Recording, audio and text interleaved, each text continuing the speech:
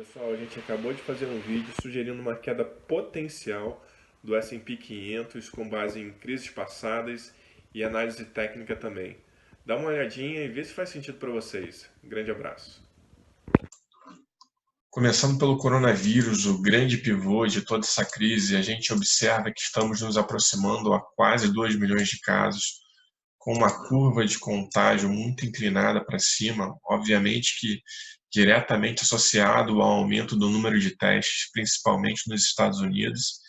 E em falar em número de testes, um dado muito triste, preocupante aqui no Brasil, atualmente somos o 14º país mais infectado, porém com um número de testes muito abaixo, muito aquém, se comparado aos demais outros países.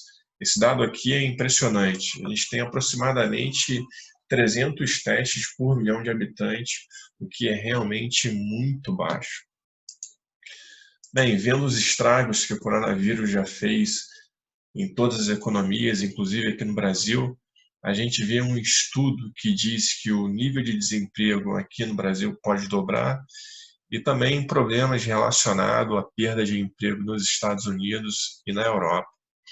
Além disso, antes do coronavírus, a gente observa que as famílias já vinham trabalhando um nível de endividamento muito alto, também um fechamento bem expressivo de empresas aqui no Brasil e o nível também de endividamento de empresas ao redor do mundo. Esse gráfico ilustra muito bem isso, que basicamente traz o nível de endividamento das empresas americanas com relação ao PIB dos Estados Unidos, obviamente. Então a gente vê que durante as crises, pré-crise de 2000, pré-crise de 2008, o nível de endividamento realmente estava muito alto e atualmente as empresas se encontram no maior nível de endividamento da história. Bem, olhando para o S&P 500 e olhando para crises passadas, a gente observa que na crise das .com, entre mínima e máxima, a gente observa uma queda de aproximadamente 51% no índice do S&P. Na crise dos subprimes também, olhando entre mínimas e máximas, o S&P ele cedeu cerca de 57%. E agora, na crise do coronavírus, o S&P se aproximava dos 3.400 pontos e utilizando como referência as quedas das crises anteriores, que foi aproximadamente 50%, a gente poderia dizer que temos um potencial de queda aí na casa dos 1.600 e 1.700 pontos. Bem, usando um pouquinho de análise técnica, a gente pode traçar aqui uma linha de tendência de alta que ainda dura cerca de 11 anos e fazendo aqui uma retração de Fibonacci,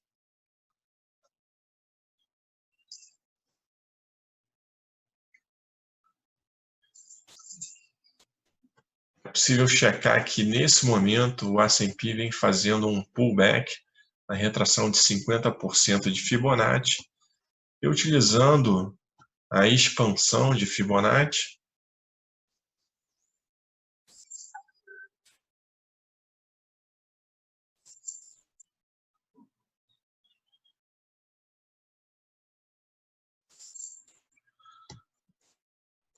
a gente observa também que a expansão de Fibonacci de 100% coincide com a queda projetada utilizando o percentual de queda das crises anteriores.